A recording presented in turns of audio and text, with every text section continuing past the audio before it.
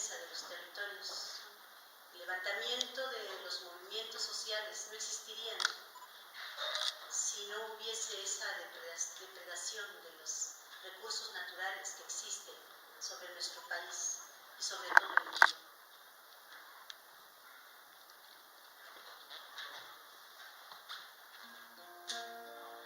La mayoría de los pueblos pues son buenos y lo único que piden es que los dejen vivir en paz. Sin embargo, lo vemos en el ejemplo más reciente de la intención de invadir Venezuela, con ese justificante de que necesitan ayuda. Y yo creo que todos sabemos que no es así. Entonces, tenemos un planeta nada más, una sola casa, a donde todos vivimos. Y si nosotros no la defendemos, después ya no vamos a tener ni esa casa, que es lo único que realmente tenemos.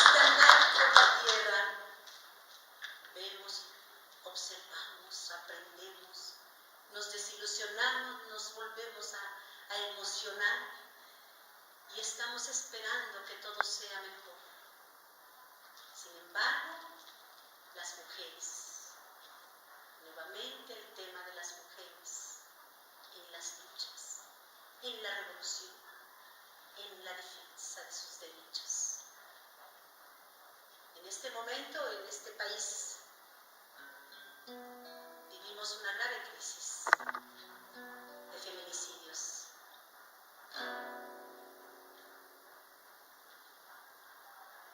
Esta canción se llama Chamaca, también de mi autoría, y habla de una niña chiapaneca.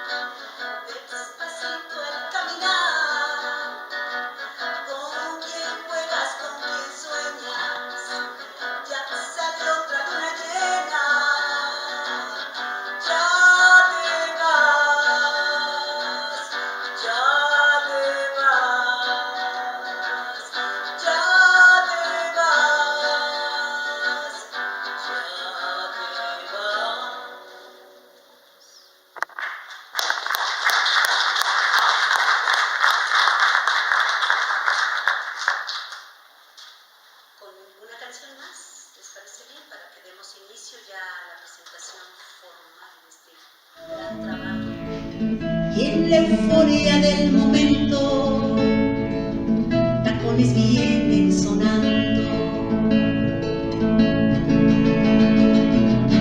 Las ideas del machista se han salido de la mente, muchas cosas han cambiado, el amor está presente. Se comparten las tareas, hacen guardias, volantean, y al calor de las fogatas sus imágenes recrean. Se van a la delantera, minifaldas en brigado. Su palabra manifiesta, su sonrisa declarada.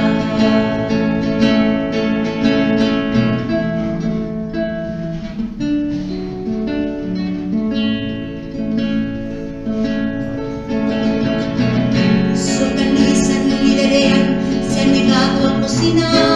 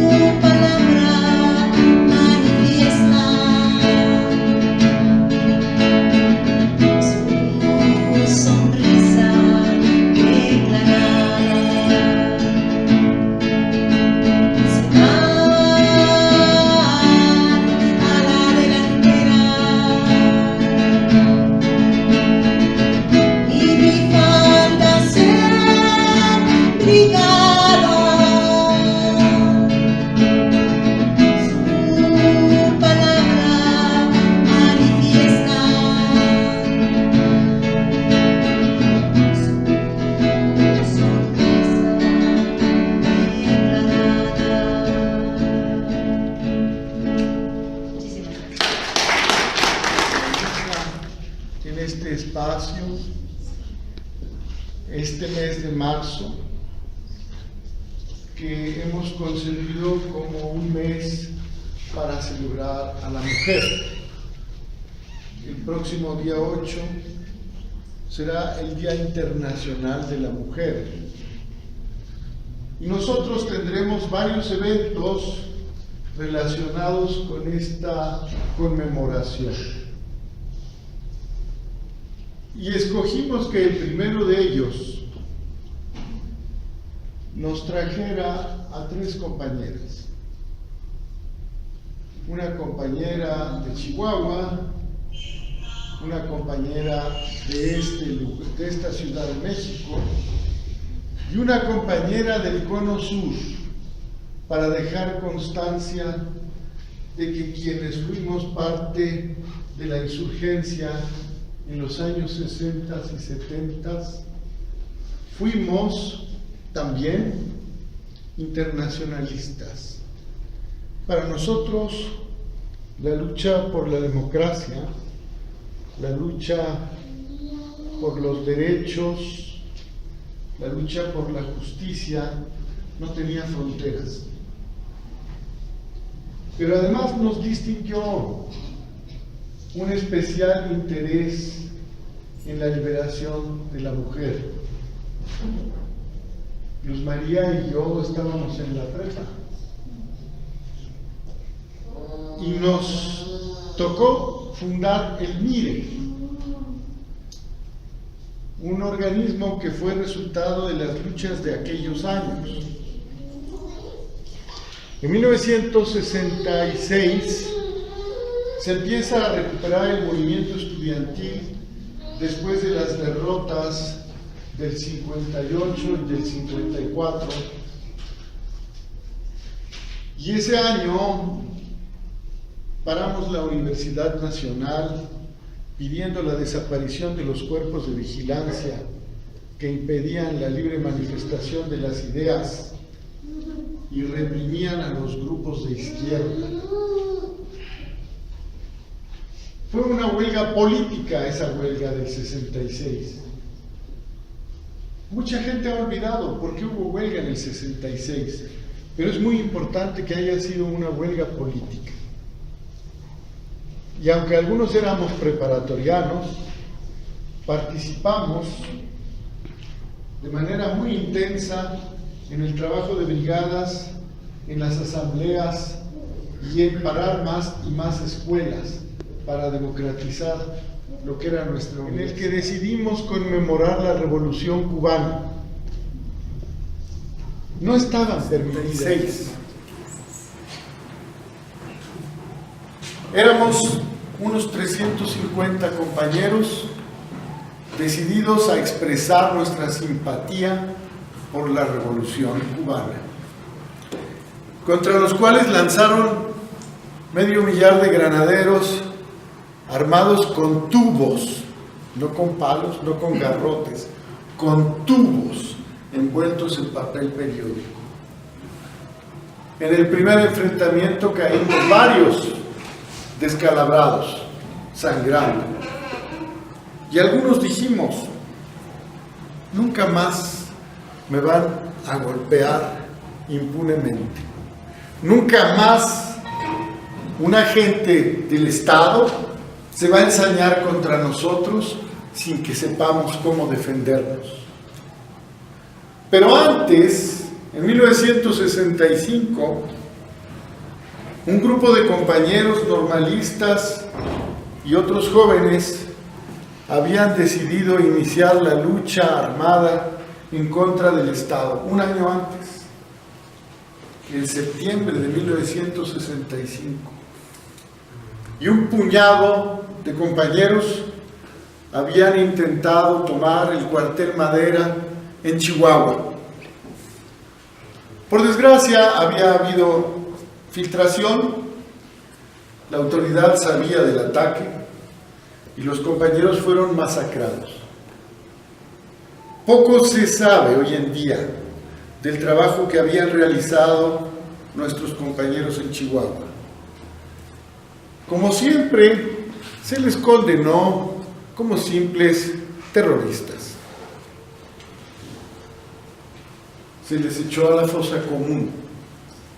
Se trató de desaparecer su sello, su impronta, su historia. Y nos llevó tiempo reconstruirla. Porque ellos no empezaron asaltando un cuartel. Ellos empezaron resistiendo la presencia de las transnacionales, defendiendo los recursos naturales de los pobladores de la sierra, tratando de darle otro destino a estos recursos en manos nacionales y campesinas. Todo esto nos lo contó después, con lujo de detalle y con una extraordinaria capacidad memorística, el compañero Salvador Gaitán, en un recorrido que estuvimos haciendo año con año, en los años siguientes y hasta hace muy poco tiempo. Salvador también nos ha dejado, lamentablemente murió hace pocos años, pero justamente una de las compañeras que hoy está con nosotros es su hija,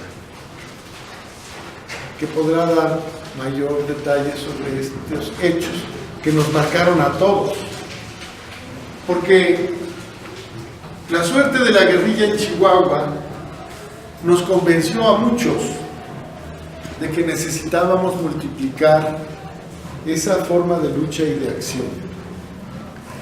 Ya estábamos vinculándonos a las fábricas, ya realizábamos volanteos en las fábricas y estudiábamos la problemática obrera. Entre 1965 y 1966 se editaron 11 periódicos obreros en los que participábamos los jóvenes activistas y creamos zonales de trabajo en el área metropolitana y hasta una red de solidaridad entre grupos obreros. Estos, digamos, fueron antecedentes. Después de ¿no quieres empujar la puerta para que no entre el ruido de tambores? Después de estas experiencias que les cuento,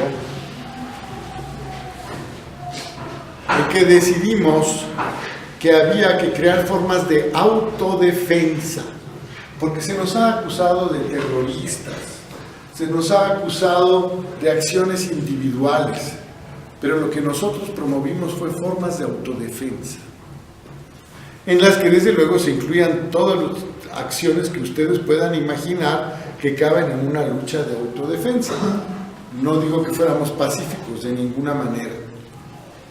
Eso fue madurando, y a partir del 68, tras la represión, los grupos encontraron un camino para unificarse. El grupo del que yo venía, por ejemplo, que era la fracción armada de la Liga Espartaco, se fusionó con otros grupos, o se fue fusionando con otros grupos después del 68, hasta constituir lo que conocimos como la Liga 23 de septiembre. Los que empezamos ya estábamos presos, algunos muertos. Esta lucha de la Liga, encabezada por la Liga 23, movilizó miles de jóvenes en todo este territorio. Miles. No les digo una cifra exacta, porque tal vez no la conocemos. Pero cuando les digo miles es cierto, hubo miles. Hacia 1974, la policía había hecho un reporte de haber liquidado, matado en combate a 3.200 de nuestros compañeros. Este es un hecho histórico de nuestra historia, de nuestra memoria, que 3.200 de lo mejor que tenía este país, de la gente que había estado dispuesta a dar su vida, y hayan sido muertos por el Estado, es un hecho muy grave y muy serio, muy grave. Guerrilleras es un intento por reconstituir un poco la memoria de esa generación. Es un intento muy encomiable de nuestras compañeras por relatar la experiencia personal de algunas de ellas que por fortuna han seguido con nosotros. Hoy en día, que pareciera que el país encuentra un horizonte, una apertura de cambio, sin embargo, algunos no vemos con claridad las vías democráticas. Siguen existiendo las desapariciones, sigue habiendo restricciones y parece también haber continuidad en la incomprensión sobre la autodeterminación que se debe conceder a los núcleos agrarios, a los pueblos, a las organizaciones ciudadanas. Es algo muy preocupante, porque la mayoría de los ciudadanos han depositado una gran confianza en el nuevo gobierno. Pero quienes hemos vivido a lo largo de 60 años o más, momentos en los que parecía haber cambios, para darnos cuenta al poco tiempo de que esos cambios eran muy limitados, insuficientes, maquillajes. Nos parece que es entonces muy importante rescatar la memoria, conocer nuestra historia, saber de las enormes dificultades que han pasado generaciones anteriores para avanzar un poco. Por último, quisiera decir algo más. Todos estos grupos en los que participamos fuimos militarmente derrotados. Y fuimos derrotados de una manera terrible. Algunos tuvimos que permanecer años presos. Aquí está mi camarada Chelis. Pasamos 6 años, 8 años encerrados, a veces en condiciones difíciles. Y sin embargo, la mayoría de nosotros nos mantuvimos y continuamos el trabajo por la lucha democrática.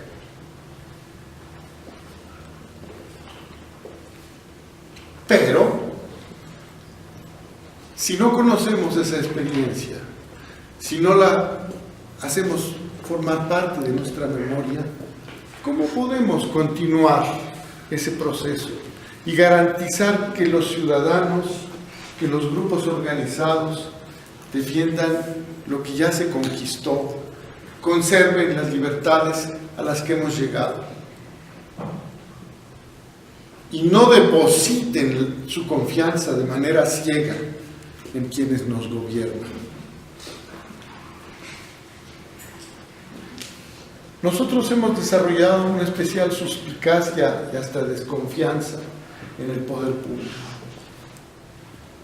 Ha sido en parte por los golpes y en parte porque hemos aprendido que el poder obnubila, el poder trastorna, el poder hace perder de vista los intereses de la mayoría y también de las minorías. Y desde el poder es muy difícil conservar una visión objetiva de las cosas, de las realidades sociales. Y si la sociedad no mantiene la defensa de sus intereses, entonces el poder se vuelve arbitrario e impone su punto de vista. Y estamos en un riesgo muy grande de que eso vuelva a ocurrir ahora. Concretamente, la expresión del presidente refiriéndose a los luchadores ecologistas que cuestionan las macroobras o las grandes obras porque atentan contra su territorio, contra sus formas de vida.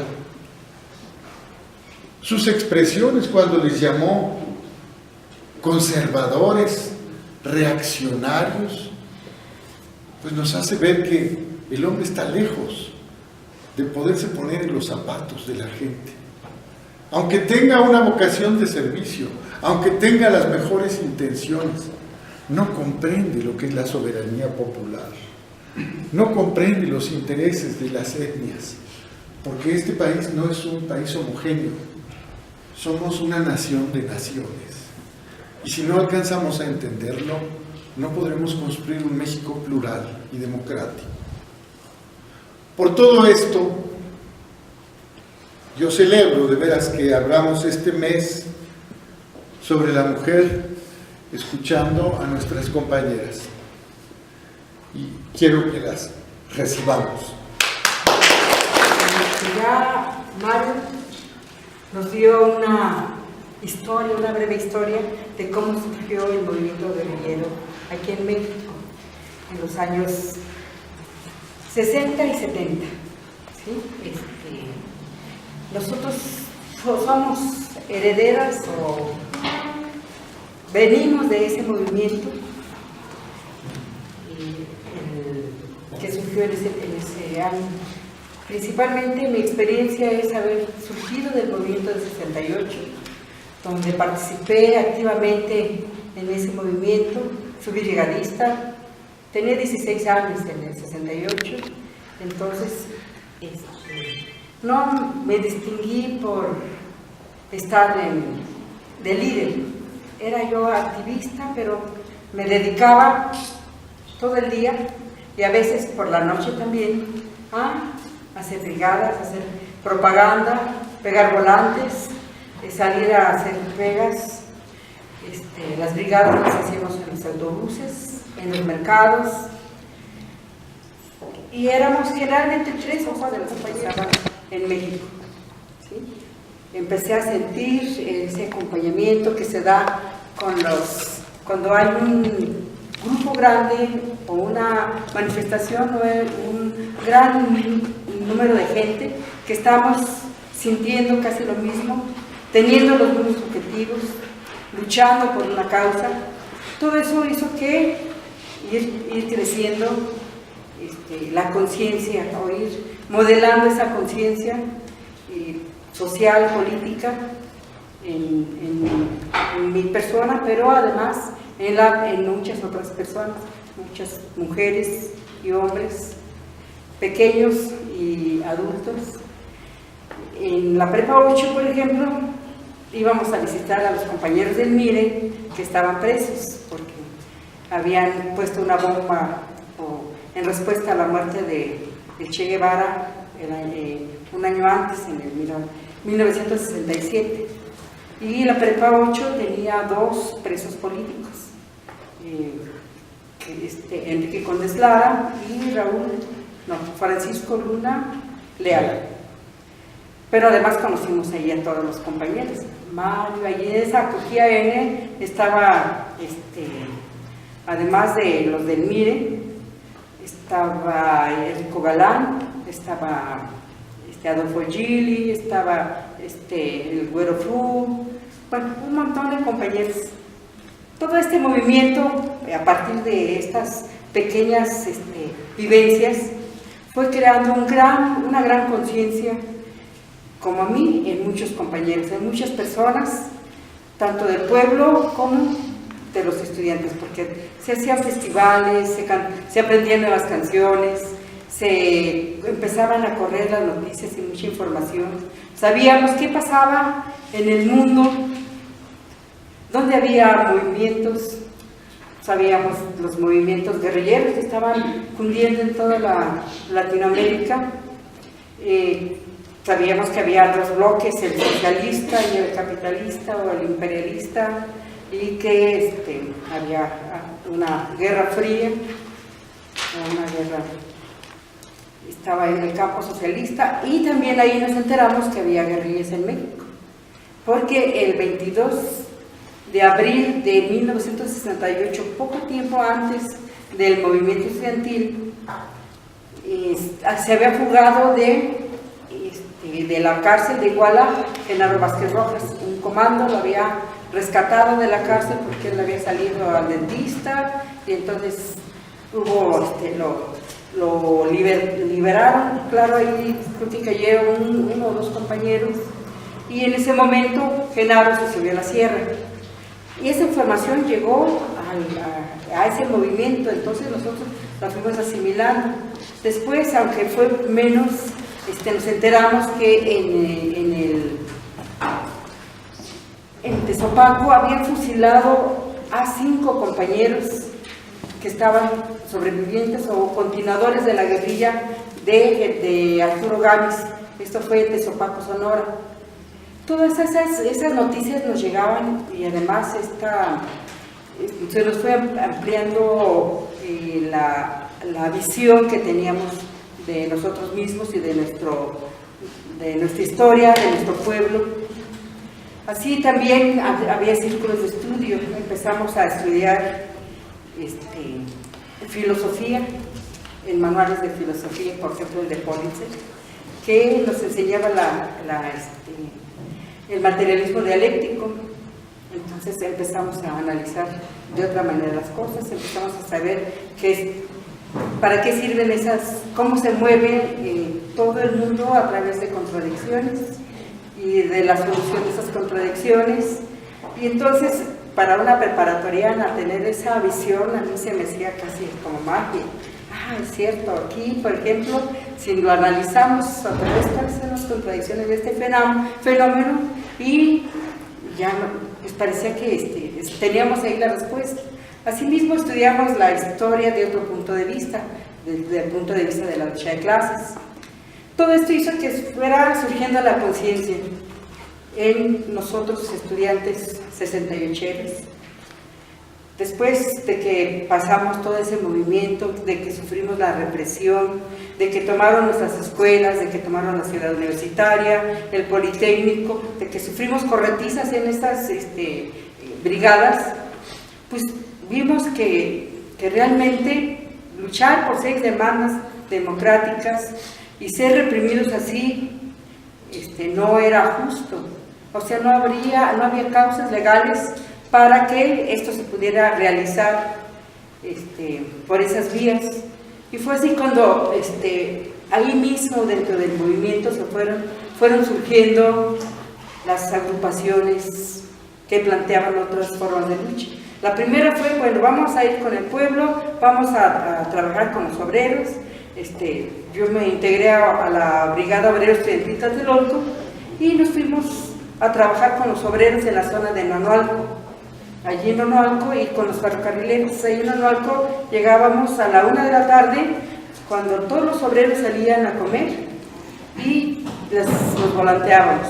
Para esto ya habíamos ideado un periodiquito que se llamaba El Rebelde, y ahí no se llamaba Rebelión, y allí brevemente describíamos lo que íbamos aprendiendo en los círculos de estudio, que era por cómo se da la explotación. ¿Qué es la plusvalía? ¿Cómo se extrae la plusvalía a los obreros? Y por eso son explotados, porque hay valor generado que no se les paga. Entonces eso lo explicábamos así a los obreros, muy didácticamente, así en sus palabras, y empezábamos a trabajar así, platicábamos con ellos a ver qué les parecía, lo que les decíamos. Y así, casi cada semana teníamos nuestro trabajo obrero, y sí había ya obreros que se estaban interesando, incluso en 2 fábricas, en Puro Lector y en Bicicletas de México, que estaban en Nonualco. Ya había 2 núcleos que habíamos logrado formar. Esto es más o menos en el transcurso. Y después ya nos integramos a una lucha más organizada.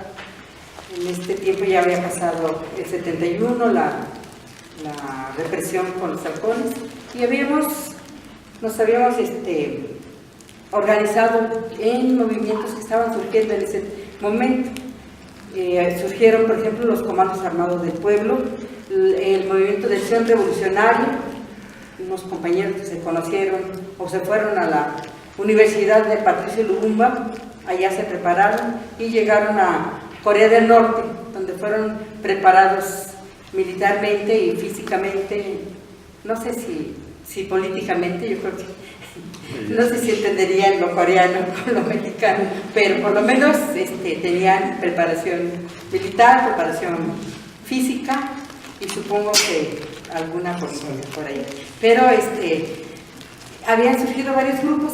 Yo me integré primero después de en esta brigada de obreros en Tlatelolco. Había gente del partido de la ACNR, la guerrilla de Genal, estaba integrado con gente de ellos, y ellos también se integraron, empezaron a contactar, a crecer, y surgió un tanto de ahí y de la Liga Comunista Espartaco, el Frente Urbano Zapatista, que encabezaba Francisco Uranga López, su hermana Lourdes Uranga, Margarita Muñoz Conde, varios compañeros que hicieron el primer secuestro en México en esa etapa, en aeropuertos. Entonces fue una de las primeras agrupaciones donde yo me incluí. Después más adelante, hubo una represión, hubo un cerco policial a la casa de seguridad donde vivía, y nos tuvimos que ir a pedirle asilo a los compañeros que eran los guajiros. Diego Lucero nos arropó en una casa de seguridad y los días ya estábamos integrados con los guajiros. Más o menos así inició nuestra vida en la guerrilla. Después, y así como yo estoy narrando esto, muchos compañeros y compañeras se integraron de esa misma manera. Aquí, por ejemplo, está la compañera Margarita Andrade Vallejo. Ella era estudiante del Politécnico de la Escuela Superior de Economía. Ella también se integró, también participó en el movimiento del 68 y también se integró a un movimiento guerrillero, también a los guajiros. Yo la conocí, coincidimos en la misma casa de seguridad de Diego. Conocimos, está también Olivia Ledesma, ella también de la Escuela Superior de Economía. Ella se integró a un grupo que provenía también del MIRE, que era el grupo, la Brigada Lacandones. Los Lacandones, ahí se integraron. Así hay muchas compañeras aquí que surgieron de ese movimiento. Por eso me quise detener un poquito de la importancia que tuvo ese movimiento para para generar esa conciencia social y condiciones para ir generando estos procesos que después se convirtieron en grupos guerrilleros. Aquí en la Ciudad de México estuvo, aparte del Frente Urbano Zapatista, estuvo los Comandos Armados del Pueblo, estuvo una parte del MAR, los Lacandones, de los que yo me acuerdo, bueno, los guajiros, aquí tenían también sus casas de seguridad, pero también se dio en otras ciudades como en Guadalajara, en Jalisco, el Frente Estudiantil Revolucionario también se fue a la clandestinidad y fue a participar a las organizaciones armadas. Y así surgió también, por ejemplo, en Monterrey, el movimiento estudiantil profesional, la Liga de los Comunistas Armados, las Fuerzas de Liberación Nacional, que ahora son el Ejército Zapatista de Liberación Nacional. En Michoacán surgieron una parte de Unión del Pueblo, lo mismo que en Guadalajara, y allí en Michoacán estuvieron también los del MAR, y así en casi todo el país surgieron cerca de 43 o más de 40 grupos guerrilleros. En esos grupos guerrilleros que estuvieron operando a partir del 65 en Chihuahua, 66, 67 en Guerrero con Lucio Cabañas. Y después se generalizó en todo el país. Se contaban más o menos como 5,000 militantes dentro de ya militantes organizados y simpatizantes muchos. Se dio este movimiento armado, más o menos estuvo su auge hasta los años 80 y algunos ya en decadencia hasta el 90. Sí, hay algunos grupos que después continuaron como la PROCUP, y surgieron nuevos grupos como el EPR y el Ejército Zapatista del Ejército Nacional, que todavía continúan pues, organizados y también siguen actuando de manera más, ya no como con ese auge, digamos, con esos movimientos. Bueno, en estos movimientos hubo muchas mujeres, fue reprimido brutalmente el informe cuando se creó la Fiscalía Especializada para atender problemas sociales del pasado, problemas políticos del pasado. Se hizo una investigación y se hizo un informe porque se pudieron abrir los archivos policíacos, ¿sí? Entonces, en ese informe tiene más o menos un saldo documentado de 800 personas desaparecidas que fueron detenidas y después ya no se volvió a saber de ellas. Tenemos de esa época nada más, tenemos 800 desaparecidos, pero hay la FEDEFAM tiene una lista de 1,200 y ahora cuando se creó la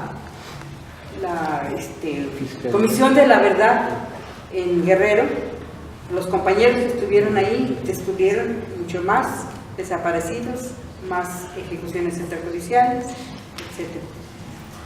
Ese es un saldo de esta guerra, pero además hubo pueblos arrasados en Guerrero, donde se quemaron pueblos con napalm, hubo muchos detenidos.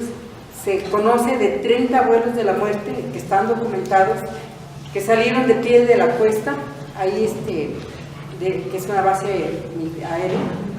De ahí salieron 30 vuelos con presos que se metían hacia el mar, adentro, y de ahí soltaban a los presos, a veces vivos todavía. Después nada más se sabía de ellos porque se encontraban sus ropas que llegaban a las playas. Entonces todo esto son crímenes, o sea, el gobierno reprimió y hizo exceso de fuerza para reprimir este movimiento. Hubo delitos de lesa humanidad, como la desaparición forzada, las ejecuciones extrajudiciales, la tortura, la detención arbitraria de familiares, sobre todo de niños. Hubo una cantidad de niños. Si alguien puede meterse a internet y pedir, buscar ese informe, van a ver todos esos crímenes de guerra y delitos de lesa humanidad.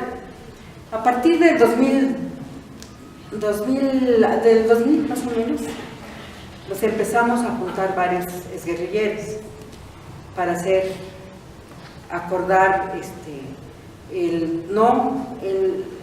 visible el reconstruir esta historia, pero no desde el punto de vista de los policías ni de los periodistas, que son los datos que existían en los datos duros que dice que es lo que hacen los investigadores. Iban a los archivos policíacos y ahí encontraban delincuentes, malvivientes, asaltabancos, a todos. Incluso no sé si recuerden esas que se buscan, esas fotografías se buscan.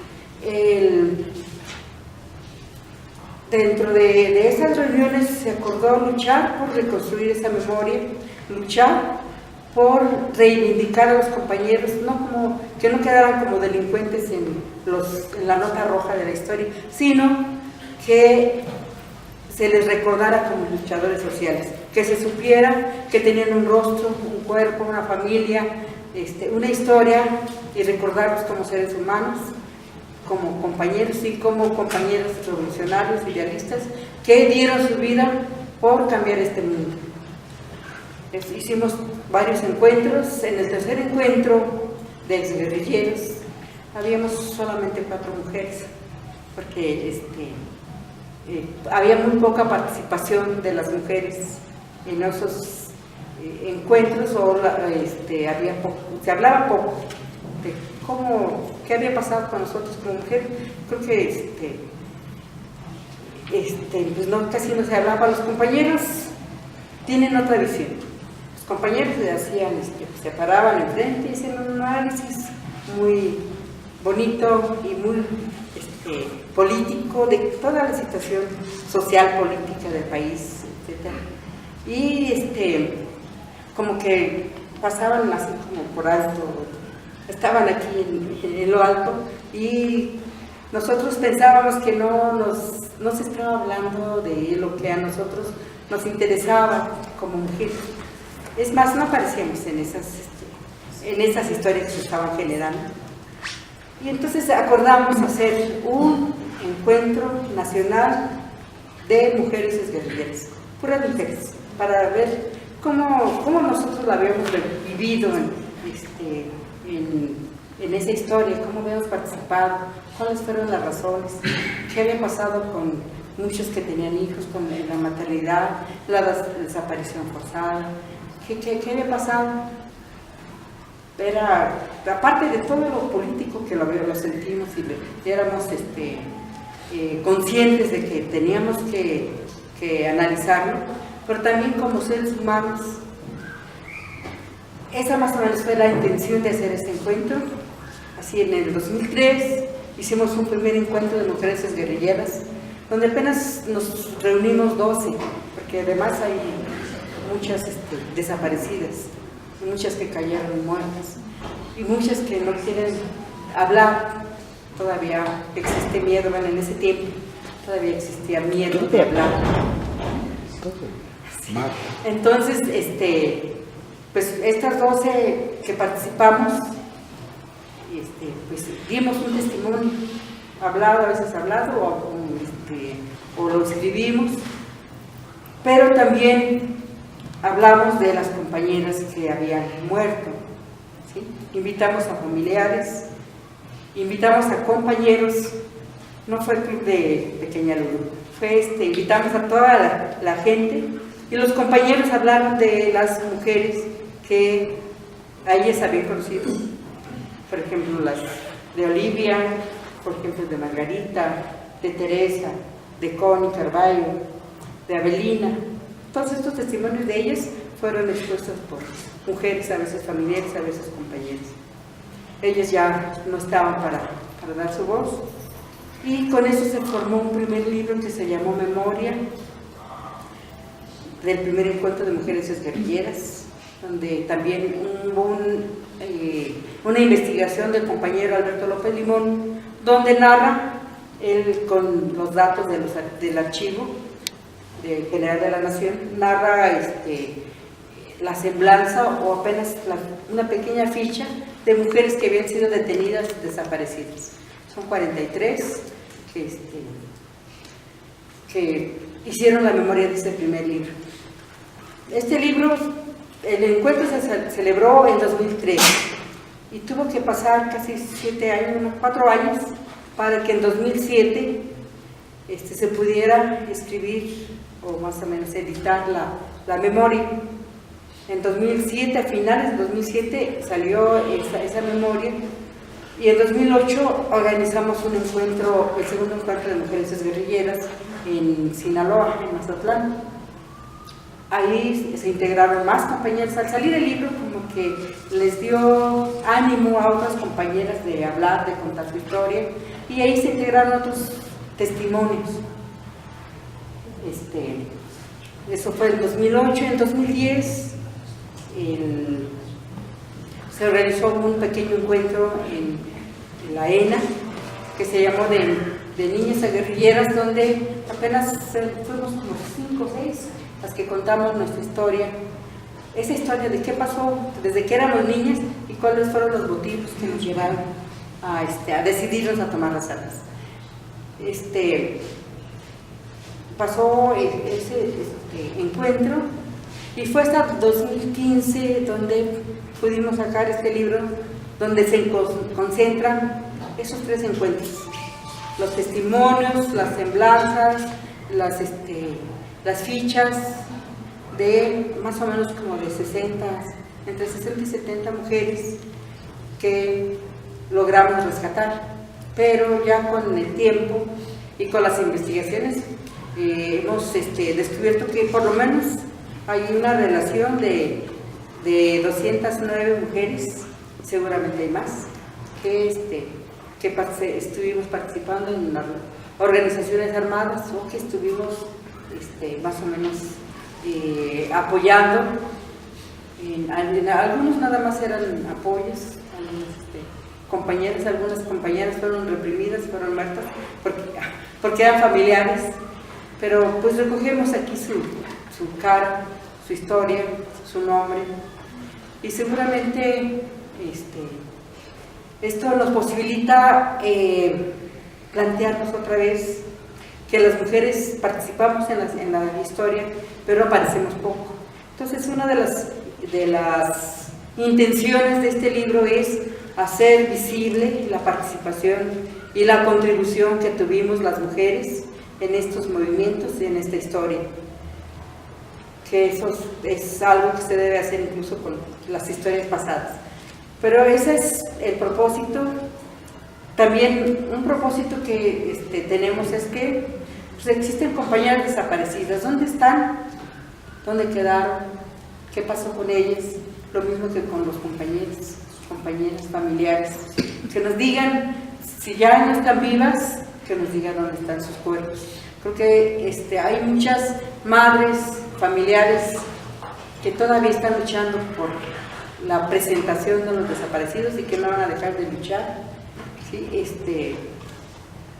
Y ahora pensamos con este anuncio de que se van a abrir todos los archivos del CISEN, de la Federal de Seguridad y de la Inteligencia Militar. Hoy le preguntaron y le dijeron que todos los archivos se van a abrir. Ayer le preguntaron al presidente y dijo que todos los archivos se iban a abrir. Esperemos que sí sea cierto y que se sepa qué pasó, que se sepa. En mi caso, a mí no me detuvieron, estuvieron a punto de detenerme, pero los familiares, la familia, se organizó para que no nos pudieran detener y nos salvamos. Pero mi familia fue secuestrada, estuvo casi una semana con la policía en su casa. A mi madre la amenazaron de fusilarlos a todos, los encerraron en un cuarto y dijeron, si no llega su hija a las 12 de la noche, los vamos a fusilar a todos. Y bueno, yo ya estaba huyendo, pero pues a ellos les tocó esa represión fuerte, ¿sí? Y así, bueno, no tan fuerte porque después fue en los años continuos, después la represión se recrudeció, ya no los detenían, ya nada más los mataban, los detenían y los metían a las clases, a las cárceles clandestinas. Y así hay muchas historias. Por ejemplo, aquí está la historia de Violeta Tecla, que hace unos años un periodista me platicó, dice, que había conocido a un policía de la Federal de Seguridad, de la Brigada Blanca, y le había dicho, ¿sabes qué? Es que yo estaba a cargo de ella. Dice, ahí estaban enumeradas. Dice, ella estaba secuestrada en una cárcel, en un cuarto, y yo le tenía que llevar comida, y le tenía que llevar agua, y atenderla. Dice, y un día me cambiaron la comisión y se fue. Y cuando regresó, supo que él se había ido y nadie la había atendido. Decía así, me pareció espeluznante decir que ya la habían encontrado muerta de sed, de hambre, de todo. Entonces, pues que nos digan la verdad, que nos digan qué pasó con nuestras compañeras y compañeros desaparecidos. Bueno, eso es todo, es así, o sea, aquí hay testimonios, aquí hay semblanzas, esto es lo que queremos poner en este libro para que no se olvide y para que se recuerden a las compañeras y para que esta situación de estos delitos de lesa humanidad no se vuelvan a repetir. Gracias.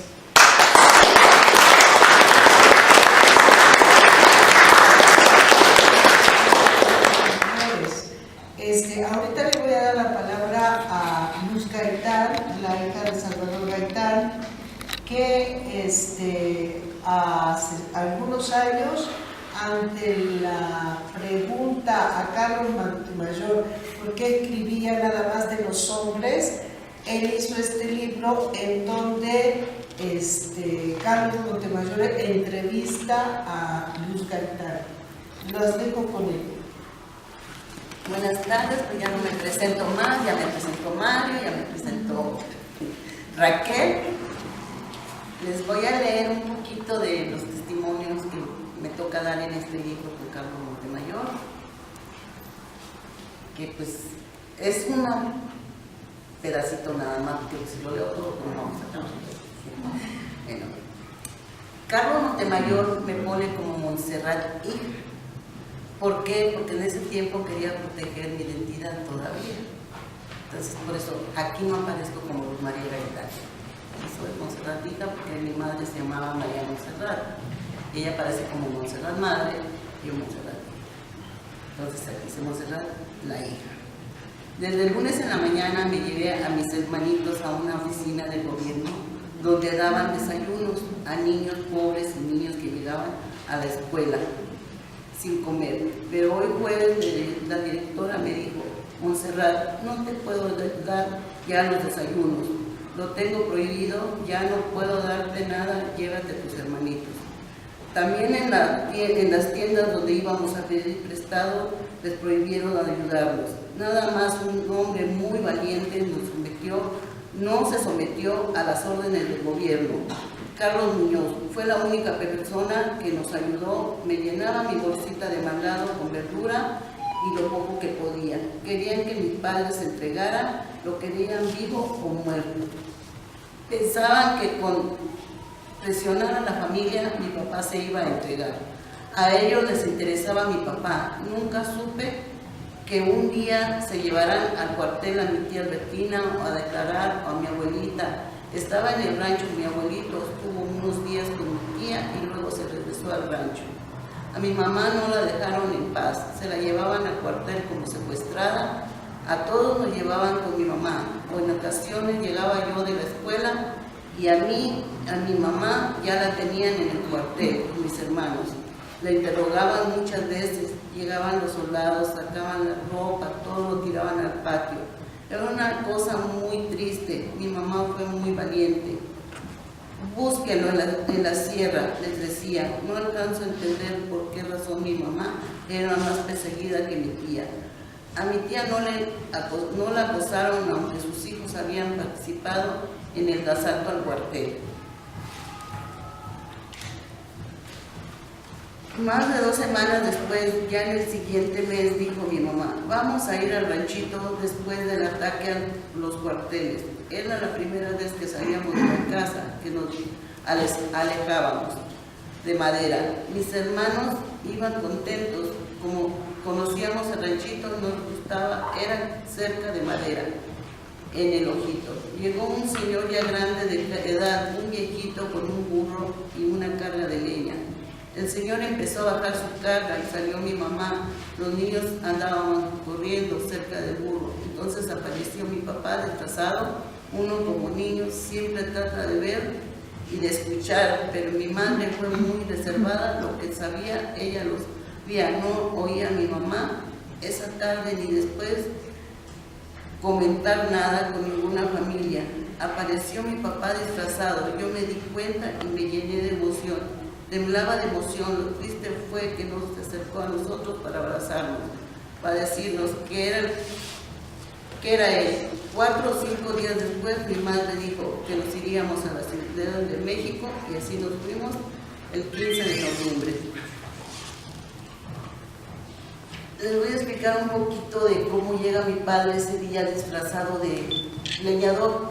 Después del asalto al cuartel, no hallaba cómo comunicarse con mi mamá. Llegó un señor con una carga de leña que pasa en medio del ejército de los soldados, con la carabina metida entre la leña y sus armas. Llega con mi mamá y dice, pues, yo decía, bueno, este señor, qué bueno que nos trae leña, ¿no? Pues no teníamos nada. Empieza a descargar la leña y empieza a platicar con mi mamá. Pues yo sí lo observé, un poco recuerdo, pues mi papá, pero ¿por qué no se acerca con nosotros? Pero yo desde entonces ya sabíamos que no teníamos que mencionar nada si sabíamos o no sabíamos de mi papá. Nosotros no decíamos nada. Inclusive cuando nos llevaban al cuartel, que llevaban a mi madre detenida, nos llevaban y nos sentaban en una banca así. Yo me sentaba con mi hermanito el más pequeñito que tenía 2 años y mis otros hermanos a mis lados. Y mi mamá la metían a las barracas que estaban ahí. Y los del ejército eran pues, muy crueles, ¿no? Sacaban unas cajas de manzanas, unas manzanas pero enormes. Y nos decían, quieren una, pero primero nos decían, ¿y dónde está tu papá? ¿Y no ha venido tu papá? ¿Y no han visto a tu papá? Nadie, ni mis hermanos, no sabían, primero no sabíamos. Y en segundo, pues nadie le hablábamos. Entonces mis hermanos nos ofrecían las manzanas, pero los mayores se agarraban y se me quedaban viendo, para ver si yo les decía, tómelas o no.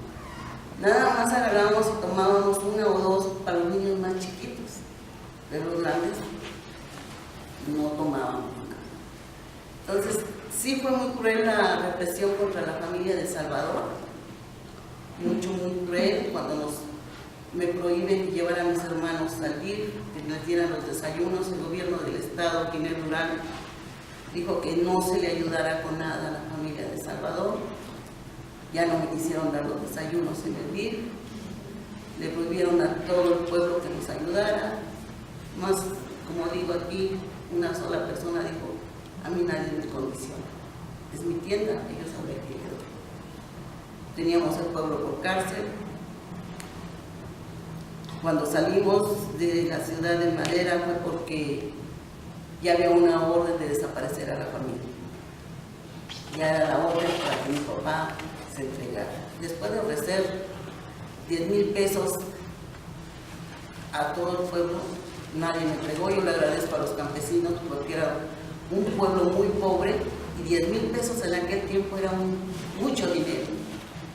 Nadie, al contrario, le llevaban a mi mamá los volantes que pegaban en los árboles para que vieran lo que decían por mi papá.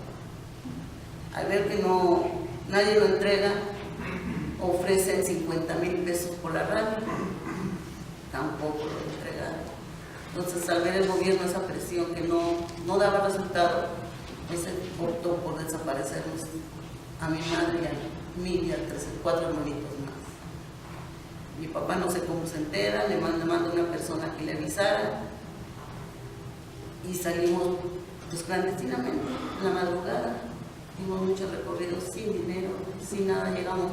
Yo le digo a esta ciudad del pulpo, porque para mí darme cuenta que era un pulpo, ver colonias, ver acá y ver allá, venir de la provincia, para mí fue yo decía, ¿dónde estoy? Por eso yo le digo, la Ciudad de México es un pulpo para mí. Entonces, nos tocan muchas persecuciones, muchas represiones psicológicas.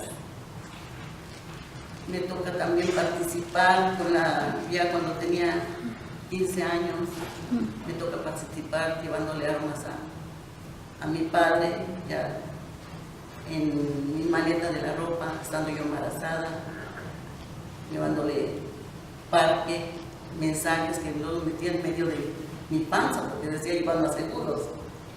Entonces me toca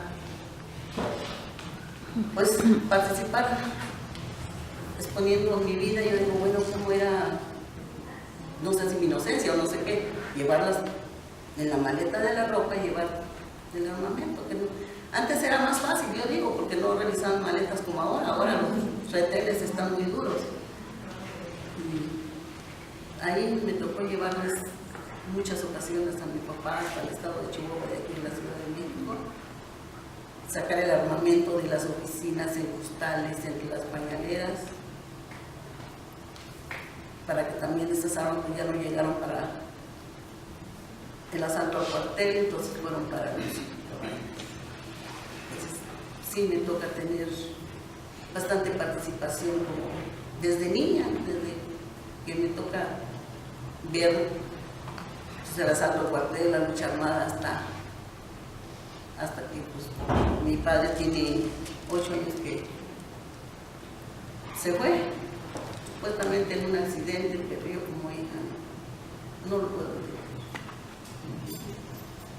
Pero yo también sigo todavía en la lucha porque tengamos una ciudad mejor.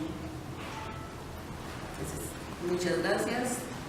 Y también traigo ahí unos documentales donde aparece mi papá, de todo lo que es la lucha armada de madera, la película y algunos libros. Y gracias.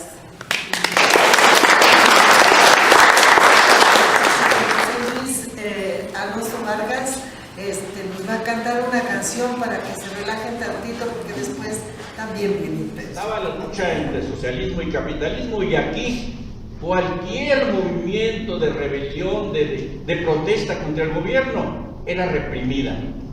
Contra los capitalistas locales y norteamericanos, cualquiera que protestáramos éramos reprimidos. Esos 12 sexenios fueron de lucha, de represión, de muertes, de torturas, de asesinatos contra los luchadores sociales, los del pueblo. Entonces, desde Miguel Alemán, Luis Cortines, Adolfo López Mateos, que algunos lo consideran muy bueno y muy bonito, todos, después, todos fueron represores. Y hay muchas historias, la de los ferrocarrileros en los 50 y los maestros, en los 60 los campesinos, empezando por el asesinato de Rubén Jaramillo, aquí el 23 de mayo en Morelos, y los campesinos de Chihuahua y los campesinos de Guerrero. Y entonces todas estas represiones provocaron en el pueblo, en sus mejores hombres y mujeres, la resistencia, la lucha, la autodefensa, como dijo Rechi. Hay miles de historias de autodefensa, de resistencia, de lucha armada o civil, pero el pueblo nunca ha estado contento, ni tranquilo, ni de acuerdo con esos gobiernos. Estamos escribiendo esas historias. Aquí hay algunos libros. Yo tengo esta novela, mi primera novela, de los 3 primeros grupos guerrilleros en Chihuahua. El primero encabezado por Arturo Gámez, el segundo por Óscar González y el tercero por Diego Luceros y su servidor. Y ahorita estoy en la segunda novela, es decir, lo que sigue de aquella guerrilla, pero ya en su conjunto, toda la década del 70. Estoy en esa tarea. Pero además andamos en todo esto. Ayer estuvimos con los universitarios, los sindicatos que están en huelga, a pesar de un gran presidente que tenemos ahorita. Parece que Rechi no lo reconoce mucho, pero ahí estuvimos enfrente del palacio gritándole al presidente que no está haciendo lo que prometió en la campaña, porque los trabajadores no se conforman con un 2-3% de aumento salarial. Los trabajadores de la Universidad Metropolitana quieren un 20%. El rector de la Universidad Metropolitana gana como 200,000 pesos. Háganme el jodido favor. Gana mucho más que el presidente y el presidente no se fija en esas cosas y no les quiere dar el aumento salarial porque corresponde al presidente, corresponde al gobierno federal, a Hacienda, darle a las universidades presupuesto suficiente. Si no se los da suficiente, pues entonces no les da el rector y las autoridades a los trabajadores más del 3% que están prometiéndole. Entonces estamos en todas esas luchas y vamos a seguir, pero para las camaradas guerrilleras tenemos una canción muy especial. Esta canción la escuché en el 69 con Antonio Medina de Anda en una reunión que tuvimos de esas semiclandestinas que había en aquel tiempo, porque los comunistas en todos esos periodos teníamos que actuar semiclandestinamente, a veces completamente en la clandestinidad. Entonces hay una tertulia, oí la canción dedicada a las guerrilleras, creo que la compuso un venezolano, allá había guerrilla, y en muchas otras partes del continente, y bueno, Cuba ya había triunfado con la guerrilla encabezada por Fidel Castro, y esta canción una sola vez la escuché y se me quedó pegada.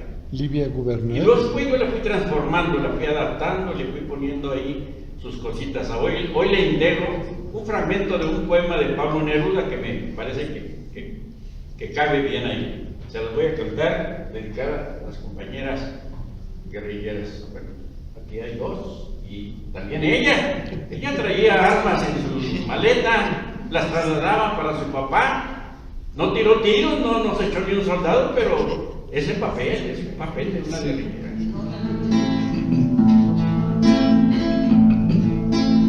Oye, mi guerrillera, oye, mi compañera, mi comandante quiere que tú dispares a la primera. Mi comandante quiere que tú dispares a la primera. Cuando allá en la sierra bajas por la ladera, ponle al sol tu cara para que alumbre tu cabellera. Ponle al sol tu cara para que alumbre la primavera. Cuando de las montañas bajas por las mañanas, suelta tu risa al viento y ten seguro de la metralla. Suelta tu risa al viento y ten seguro de la metralla. Tu risa que no se vaya, que no se vaya. Tu risa que ya no se vaya, que no se vaya.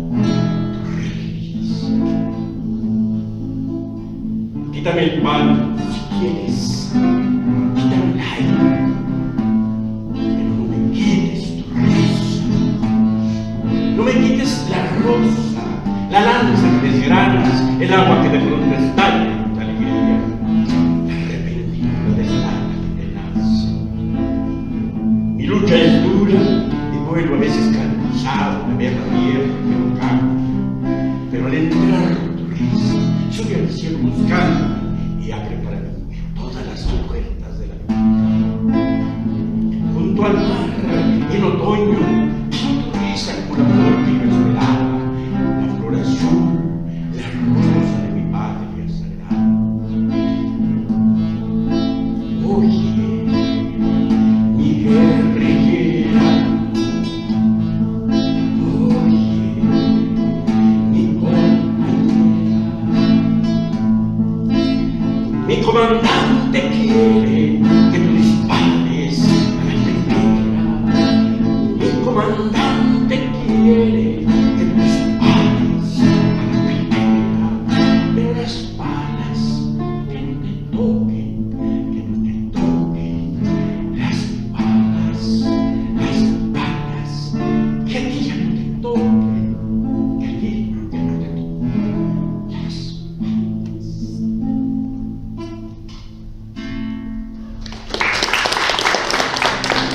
recuerdo de lo que fuimos de jóvenes y lo que fuimos de guerrilleros y lo que somos hoy. La conocí cuando tenía 16 años y me volanteaba.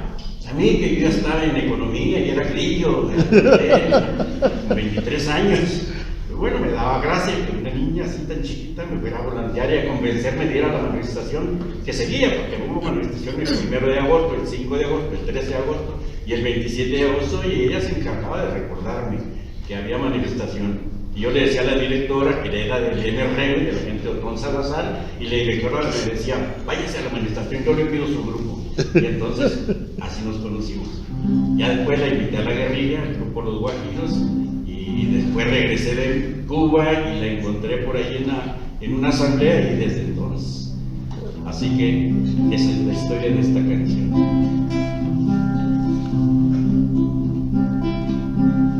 Ahí se va a hacer coro.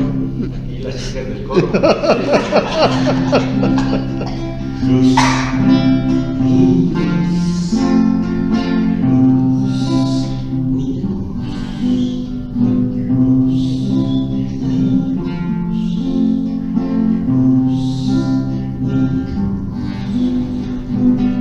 Es una historia vieja y nueva, es como un cuento de hadas.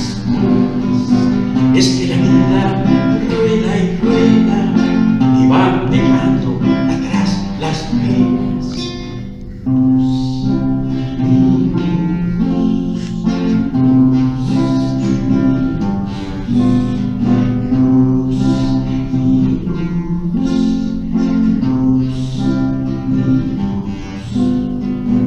Es que nos conocimos antes y apenas hoy somos amantes.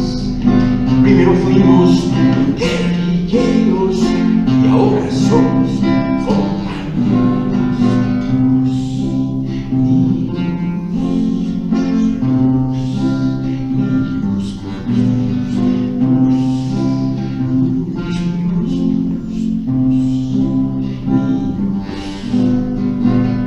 podrán pasar decenas de años y no seremos más extraños y nos veremos más instantes y seremos más que amantes.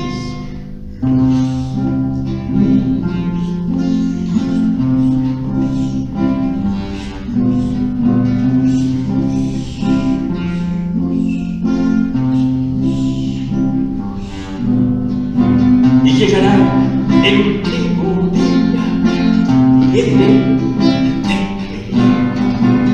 y muere de frente al sol, feliz, feliz,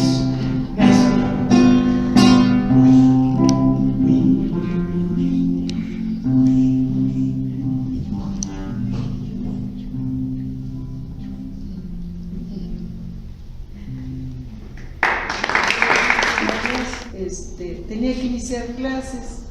Entonces siempre me acuerdo mucho, que también medio lo mencionamos ahorita, de que nosotros no estamos, las mujeres no estamos en la historia.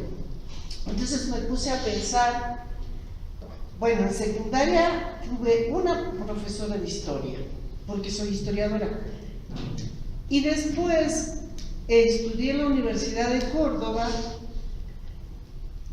Y en la Universidad de Córdoba nada más tuve 3 maestras mujeres. Una era de pedagogía, porque claro, en esas épocas la pedagogía pues era lo único que podían hacer las mujeres. Y otra era de historia de España, pero esa señora yo siempre la vi como si fuera un hombre, porque era una mujer que hablaba y se comportaba como hombre y tenía estas cosas de que a los hombres siempre, aunque dijeran babosadas, que a veces las dicen, pero siempre estaban bien calificados, ¿no? Y la otra es una mujer que todavía continúa siendo mi maestra aquí en la Escuela de Antropología, que es así, es una mujer humana, es una mujer que siempre tiene una actitud muy comprensiva y siempre trata de apoyar a los compañeros, una compañera del Partido Comunista Argentino. Entonces, cuando yo llego a México, vuelvo a estudiar historia, porque soy mesiana o no sé. Y entonces, en toda mi primera formación aquí en la Escuela de Antropología de la licenciatura, fueron todos hombres. Esto estoy hablando del siglo pasado, aunque suene feo, pero cuando a partir de 2010 empiezo a hacer estudios de grado, ahí sí encontré muchas mujeres en antropología, mujeres en historia de México, en teoría de la historia. Y entonces, un poco a lo que iba con esta reflexión que les hacía a mis alumnos, es que, digamos, es apenas hace muy pocos años en donde las mujeres en el campo de la academia están muy presentes, pero en realidad, como lo mencionó Luz, desde un lugar de la historia de ella, y como lo mencionó Luz Gaitán, desde otro lugar que le tocó estar, digamos, dentro de las luchas guerrilleras, nosotros siempre hemos estado, y el punto está en que como nosotros no habíamos tomado la palabra como la hemos tomado desde finales del siglo pasado a partir de entonces, y creo que ya no nos van a detener, la ubicación dentro de la sociedad estuvo relegada a otros espacios que en realidad también la pueden hacer los hombres, porque los hombres si quieren pueden lavar trastes, usted no. Pero podemos, los hombres pueden hacer muchas otras cosas que sí hacen las mujeres. Eso un poco, la reflexión tiene que ver con esto, de que siempre hemos estado. Cuando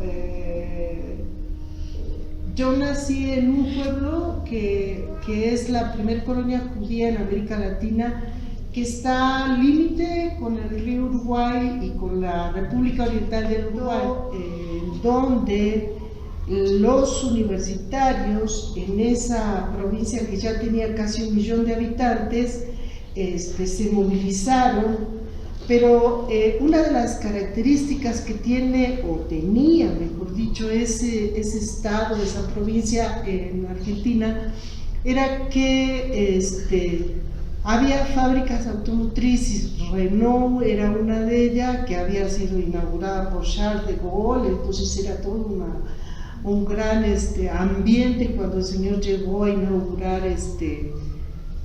la empresa con la que se comenzó la fabricación de los automóviles Renault, y como era general de la Segunda Guerra Mundial, fue muy aclamado, entonces siempre se hablaba del general. Y no solamente había la Renault, sino que había otras que eran gringas y otras europeas, y todas las fábricas de autopartes que eran necesarias para complementar la fabricación de las unidades. Entonces, desde más o menos ese periodo de la muerte del Che, hay toda una simbiosis o un acompañamiento entre los compañeros de las fábricas con los compañeros de la universidad.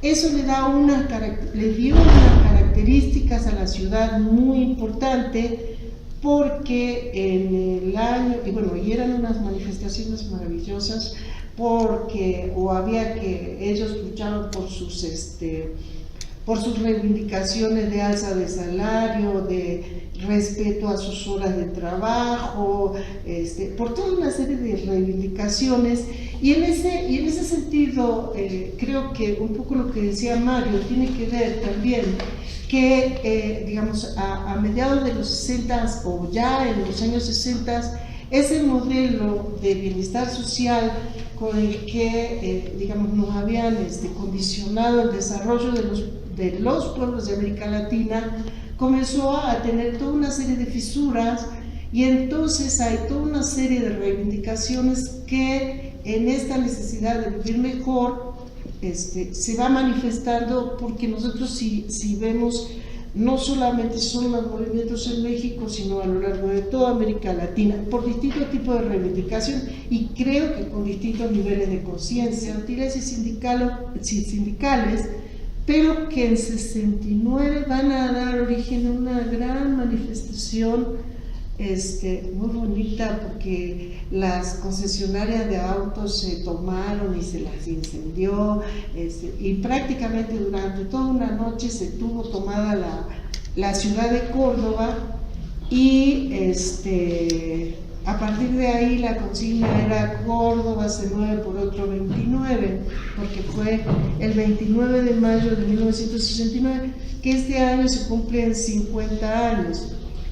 En paralelo con eso, digamos, cuando yo hablo de la muerte de Che, quiero decirles también que en la República en general y en cada rincón sí hubo una reivindicación, y se seguía con mucho interés todo lo que fue el proceso de la revolución. Toda una serie se organizan una serie de grupos revolucionarios que van a surgir en distintas partes de la República. 64 está Massetti, que fue uno de los que fundaron Prensa Latina en Cuba y estuvo viviendo en Cuba un rato, y después él regresó a Argentina por el norte, y bueno, es uno de los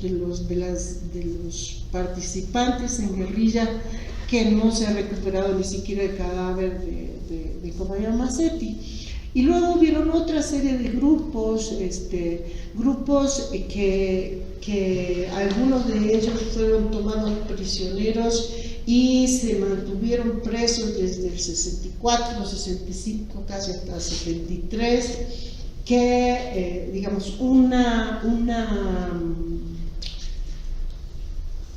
rebelión ante una de las tantas dictaduras que hubo hizo que salieran todos los presos a la calle. En paralelo también quiero decirles que Argentina es uno de los países que más dictaduras militares ha tenido desde los 30, o sea, desde el año 30 en adelante, son las más significativas.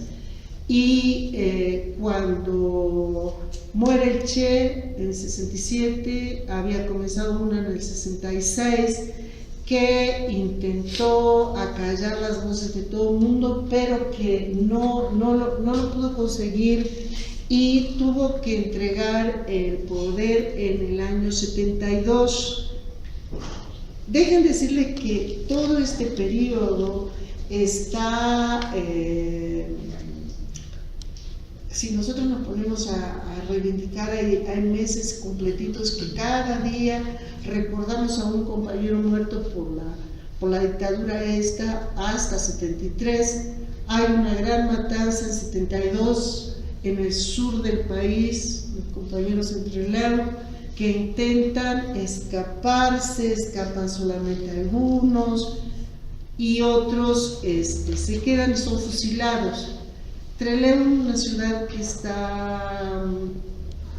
que la mayor parte del tiempo en invierno tiene grados bajo cero, entonces las condiciones de sacarse tanto en esa dictadura como en la dictadura del 76 al 83 fueron para los compañeros durísimas. Les decía que entonces el movimiento social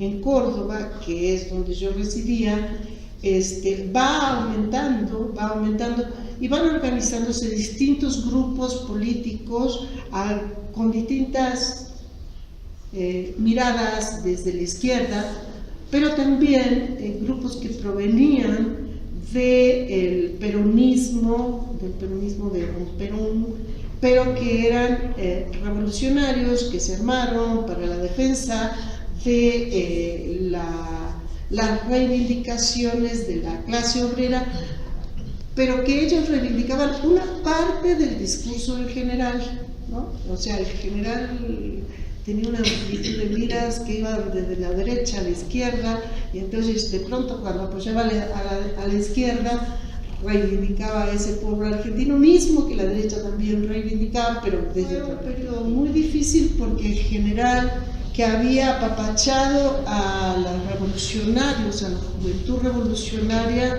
De pronto, el 73 mismo los corre a todos cuando estaban en una manifestación, y entonces ahí comienza un periodo muy, muy difícil de la organización en paralelo por parte de uno de los amigos de Perón, de grupos de ultraderecha. Grupos de ultraderecha que van a secuestrar, van a matar en el medio de la calle a las 12 de la mañana, o sea, que van a tener una actividad muy, muy fuerte en contra de personajes que si bien eran de izquierda, no estaban de acuerdo con la lucha armada, pero de todos modos fue indiscriminada, digamos, la matanza de esa gente. Todavía ni se termina de contar cuántos fueron muertos en ese periodo. Y entonces nosotros estábamos organizados en los barrios de Córdoba, y bueno, en virtud de eso fui detenida en el año 75. En ese periodo ya, en la ciudad de Córdoba, va a estar como jefe del tercer cuerpo de ejército, era un militar, por eso mi problema con la Guardia Nacional, era militar, y que él, digamos, en paralelo con que había policía y estábamos en democracia, pues él tenía sus bandas armadas. Entonces nos detienen, bueno, me detienen a mí, un montón de gente. En general, en ese periodo ya empieza a ser el cuerpo de la mujer un campo de batalla.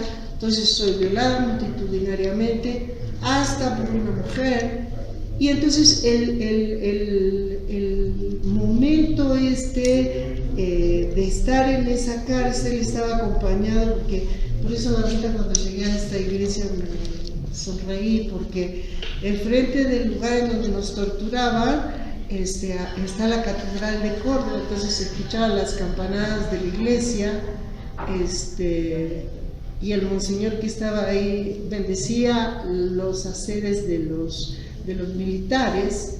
Y después estoy en una cárcel ahí mismo en Córdoba, de noviembre a marzo, más o menos tranquilo, pero en marzo transforman esa cárcel en un campo de concentración y sacan a matar más o menos como 32, 33 compañeros. Estamos en toda América Latina, las mujeres hemos estado presentes en esta lucha revolucionaria, en esta lucha por un mundo mejor, en esta lucha por la dignidad, no solamente de las mujeres, sino también de los hombres. Espero que algo le hayamos dejado ahorita a nosotros con nuestros testimonios y con nuestras vivencias que tienen que ver con la vida. ¿Sí? Muchas gracias.